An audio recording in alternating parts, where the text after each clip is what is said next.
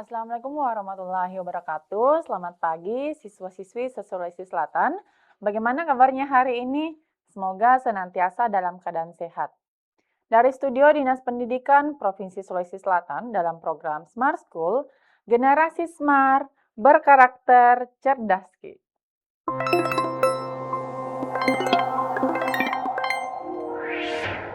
Baik adik-adik, kembali lagi bersama saya dengan Kak Nisma yang akan membahas materi persiapan TKA, khususnya mata pelajaran Bahasa Indonesia tingkat lanjut. Jadi, pokok pembahasan kita pada pertemuan kali ini yaitu membahas materi kalimat efektif. Jadi, silakan diperhatikan ya. Ya, kita langsung saja ke pembahasannya. Jadi, kalimat efektif ini merupakan kalimat yang harus disesuaikan dengan kaidah. Nah, kaidahnya apa saja? Ini ada beberapa ciri dari kalimat efektif. Yang pertama, yaitu kehematan kata. Jadi, kehematan kata di sini artinya tidak mengandung kata yang berlebihan atau tidak memiliki kata-kata yang terulang. Misalnya,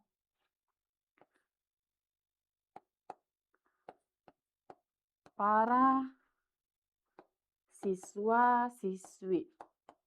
Nah, ini mengandung kata yang berlebihan adik-adik. Sudah ada kata para yang bermakna lebih dari satu siswa atau lebih dari satu orang.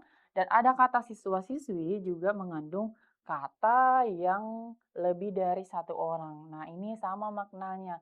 Maka hanya perlu digunakan satu saja. Boleh pakai para siswa ataupun siswa-siswi, dihilangkan kata para. Nah, seperti ini ya contohnya. Kemudian yang kedua, mengandung kelogisan. Logis di sini artinya masuk akal dan mudah dipahami ya. Kemudian yang ketiga, kebakuan atau mengandung kata yang baku. Misalnya dari kata apotik. Nah, apotik. Nah, kata apotik ini yang sering digunakan orang-orang ya, ini tidak baku. Nah, kata bakunya yaitu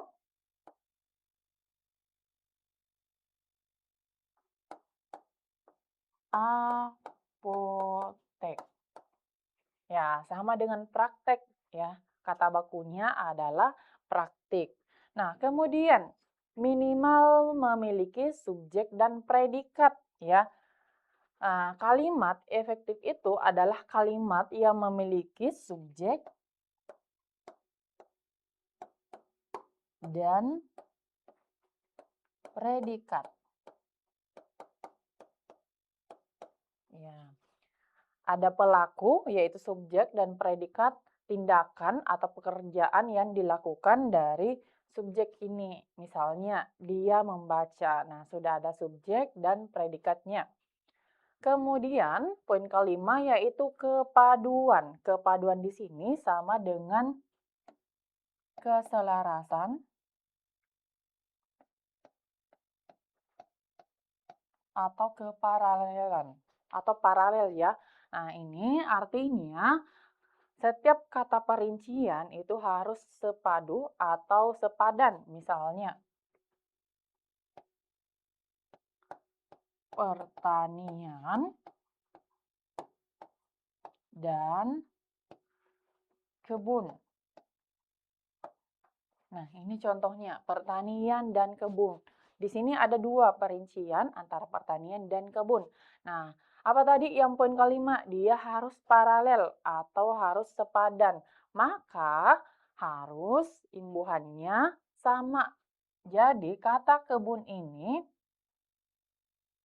diganti menjadi perkebunan. Ya, jadi kepaduan itu adalah kalimat yang berupa perincian itu mengandung imbuhan yang sama, per dan per, supaya selaras. Kemudian poin keenam, kecermatan. Cermat di sini artinya tidak mengandung makna ganda.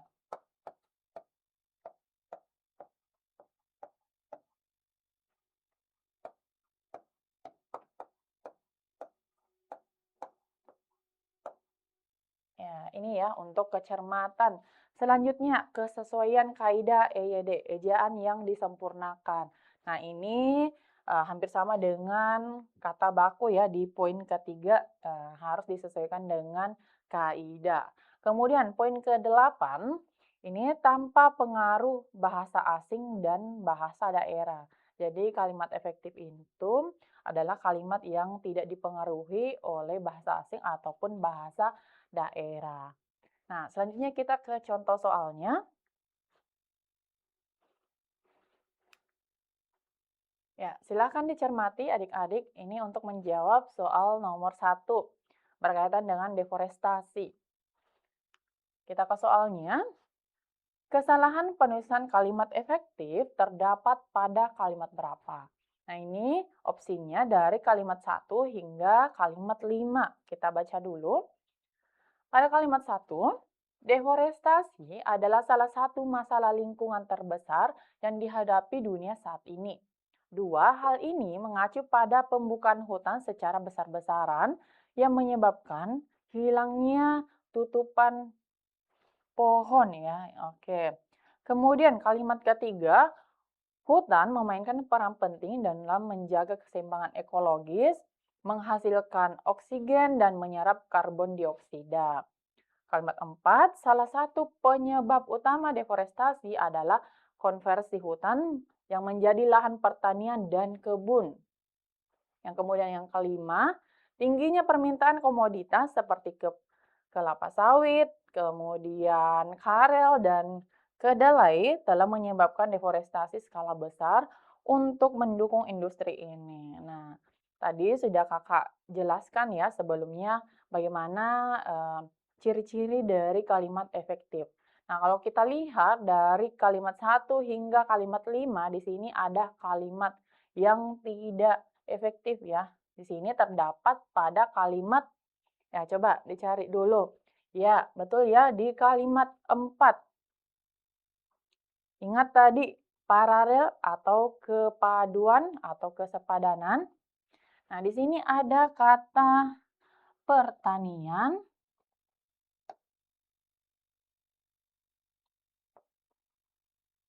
dan kebun. Nah, ini merupakan perincian. Ingat tadi, imbuhannya harus sama. Ketika imbuhannya per, maka perincian yang kedua itu juga harus mengandung imbuhan per. Maka perbaikannya pada kalimat 4 harusnya pertanian dan perkebunan. Kebun diganti menjadi perkebunan. Ya, maka kalimatnya sudah paralel atau sudah efektif. Maka opsi jawaban yang paling tepat untuk soal nomor 1 adalah D ya adik-adik. Oke, selanjutnya kita ke soal nomor 2. Ya, silahkan dicermati. Ini berkaitan dengan MBG ya, makan bergizi gratis. Ya, soal nomor 2. Kalimat 1 dapat disempurnakan dengan cara. Nah, silakan dicermati adik-adik untuk menjawab soal nomor 2. Soalnya berkaitan dengan program MBG atau makan bergizi gratis. Opsi A, menambahkan tanda koma sebelum kata dan pada kalimat 1. Jadi kita fokusnya pada kalimat 1 saja. Badan Gizi Nasional atau BGN mengingatkan adanya resiko distorsi dalam pelaksanaan program MBG apabila pemahaman terhadap tujuan dan nilai program tidak dijalankan secara utuh di lapangan. Nah, di sini kita perhatikan pada kalimat 1 di bagian opsi A menambahkan tanda koma sebelum kata dan. Ya, di sini ada kata dan ya atau konjungsi dan. Di sini ya dimintanya tujuan, koma, dan nilai program. Nah, kalau kita lihat di sini perinciannya hanya ada 2 ya. Ingat fungsi konjungsi dan itu digunakan koma sebelum dan kalau perinciannya lebih dari 2. Nah, ketika hanya 2 maka tidak perlu menggunakan tanda baca koma. Maka opsi jawaban A ini kurang tepat ya. Kemudian, opsi jawaban B, menghapus kata resiko sebelum kata distorsi. Nah, ketika kita menghilangkan kata resiko di sini, di kalimat 1, maka makna kalimatnya yang sudah berubah.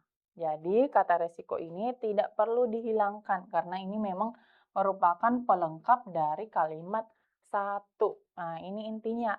Diingatkan tentang resiko distorsi. Maka opsi B juga kurang tepat.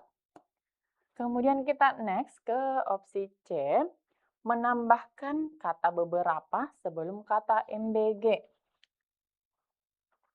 Ya, di sini ada program makan bergizi gratis pada kalimat 1.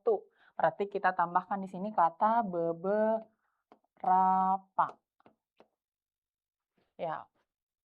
Badan Gizi Nasional mengingatkan adanya resiko distorsi dalam pelaksanaan program beberapa. Ini kurang tepat ya adik-adik. Maka kita hapus dulu.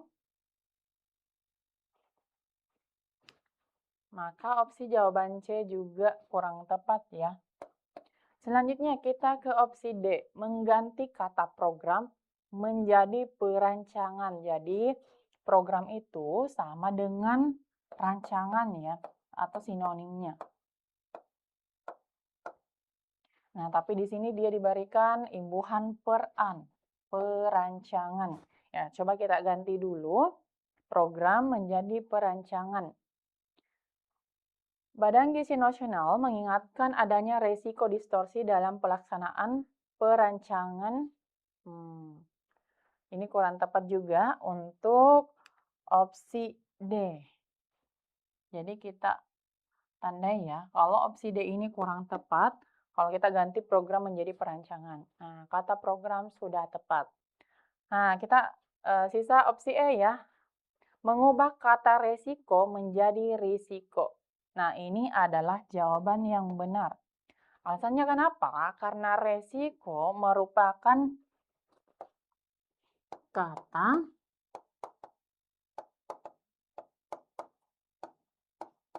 tidak baku. Nah, sedangkan poin yang dimuat dari kalimat efektif itu adalah kalimat atau katanya harus baku. Nah, kata resiko itu kurang tidak baku. Yang baku adalah risiko. Nah, maka untuk soal nomor 2 ini jawaban yang paling tepat adalah E ya adik-adik. Resiko diganti menjadi risiko. Ya, itu yang baku.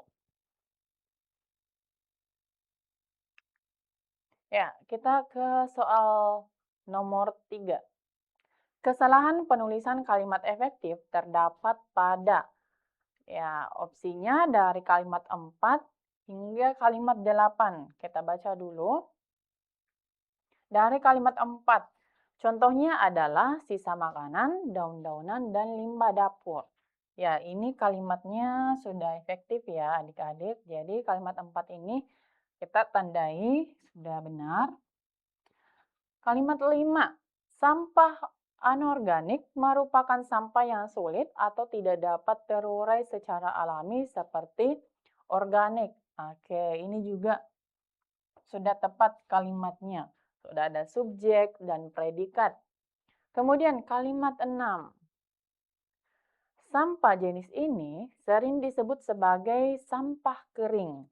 Misalnya plastik, logam, kaca, dan barang pecah belah ya. Ini di kalimat 6. Kalau kita lihat kalimatnya, kalimat 6 ini juga sudah tepat, sudah efektif. Kalimat 7. Sementara itu, sampah bahan berbahaya dan beracun adalah sampah yang mengandung zat yang dapat mencemari lingkungan serta membahayakan kesehatan manusia. Oke. Ini kalimat 7 juga sudah tepat, sudah efektif kalimatnya. Kemudian ke kalimat 8. Oleh karena itu, ya, Oleh karena itu, sampah jenis ini tidak boleh membuang sembarangan. Oke, kita sudah dapat kata membuang. Oleh karena itu, sampah jenis ini tidak boleh membuang sembarangan. Maka, imbuhan ma di sini harus diganti adik-adik karena kalimatnya tidak efektif. Nah, kira-kira imbuhan apa yang bisa diganti di sini? Dari imbuhan me menjadi imbuhan di ya, dibuang. Ini yang tepat. Sampah jenis ini tidak boleh dibuang sembarangan. Oke, maka kalimat 8 lah yang tepat. Kita ke soalnya. Tadi ini ya, opsi A untuk soal nomor 3. Nah, kalimat yang tidak efektif di sini adalah kalimat 8. Alasannya tadi karena membuang ini harus diganti menjadi dibuang. Karena sampah ini bukan sebagai pelaku, melainkan objek ya. Tidak bisa sampah membuang, melainkan dibuang.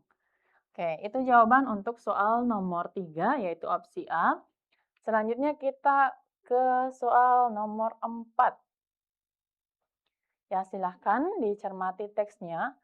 Berkaitan dengan kebersihan lingkungan, ini untuk menjawab soal nomor 4. Kata yang perlu dihilangkan pada kalimat 3 agar menjadi kalimat efektif adalah, nah ini kita harus fokus pada kalimat 3-nya. Kata apa nih yang perlu kita hilangkan? Kalimat 3, kegiatan pemilahan sampah tersebut dapat membantu untuk mengurangi jumlah volume sampah yang menumpuk di tempat pembuangan akhir. Oke, kita baca opsinya. Opsi A, kegiatan. Kegiatan pemilahan sampah. Ini kata kegiatan, kita tandai. Ini kata kegiatan tidak perlu dihilangkan. Kemudian, kata tersebut jumlah. Tersebut, kemudian tadi ada jumlah, volume, apalagi yang perlu dihilangkan? Akhir, pembuangan akhir. Nah, kira-kira dari kata yang kakak tanda ini, kata mana nih yang perlu dihilangkan? Dari kata kegiatan tadi tidak perlu dihilangkan karena ini sudah menjadi bagian dari kata pemilahan sampah, kegiatan pemilahan sampah. Tersebut, kata tersebut juga tidak bisa dihilangkan karena ini merupakan kata rujukan dari kegiatan yang dimaksud. Kemudian, kata jumlah dan kata volume. Nah, ini dia. Kata jumlah dan kata volume ini sama artinya. Ini mengandung sinonim ya. Sinonim. Dari dua kata ini. Maknanya sama, jumlah atau volume. Nah, kira-kira yang mana nih kata yang perlu kita hilangkan? Kita baca dulu kalimatnya yang tepat di sini yang kita gunakan di dalam kalimat jumlah atau volume. Kegiatan pemilahan sampah tersebut dapat membantu untuk mengurangi jumlah sampah, untuk mengurangi volume sampah. Nah, kira-kira yang mana yang paling bagus nih untuk didengar atau kita baca? Nah, di sini yang kita gunakan di dalam kalimat 3 adalah kata jumlah ya, jumlah sampah, bukan volume sampah. Maka kata yang perlu dihilangkan pada kalimat 3 adalah kata volume.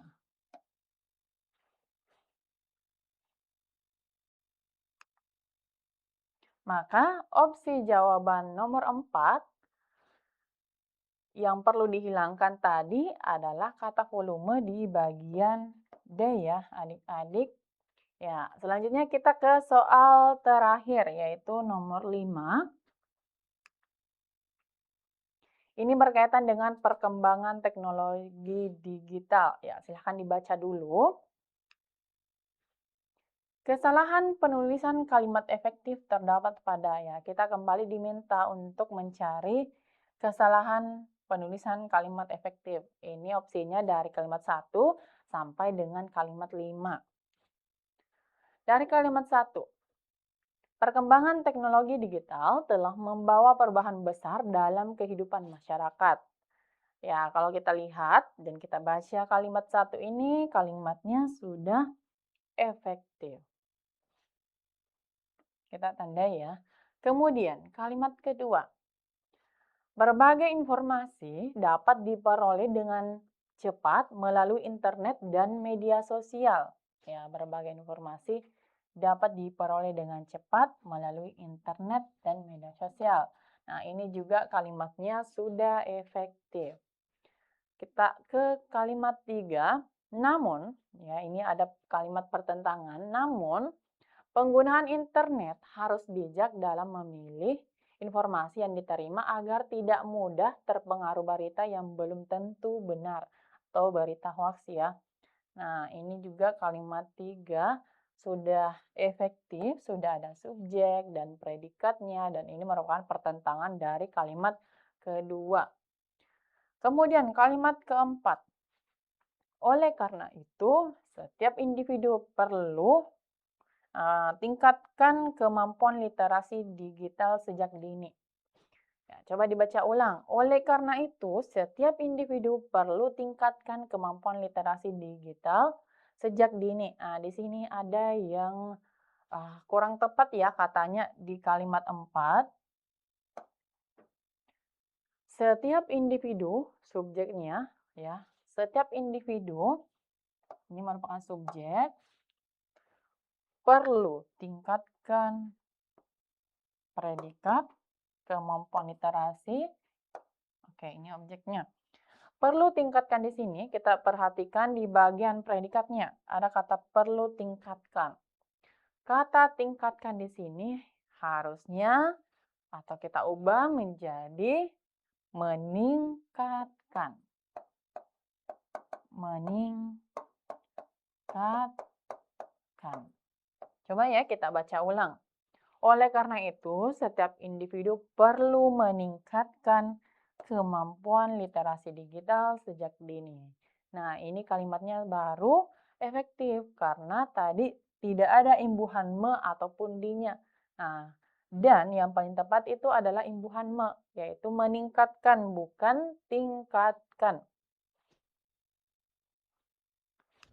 Nah, maka opsi jawaban yang tepat untuk soal nomor 5 terkait kesalahan penulisan kalimat efektif letaknya tadi ada pada kalimat 4. Opsi D ya. Tadi kesalahannya tingkatkan. Ini perlu diperbaiki atau diganti menjadi meningkatkan. Nah, ini jawabannya. Itu ya adik-adik untuk kalimat efektif. Ya, demikian pembahasan kita pada pertemuan kali ini terkait kalimat efektif. Semoga apa yang telah disampaikan dapat bermanfaat dengan baik. Wassalamualaikum warahmatullahi wabarakatuh.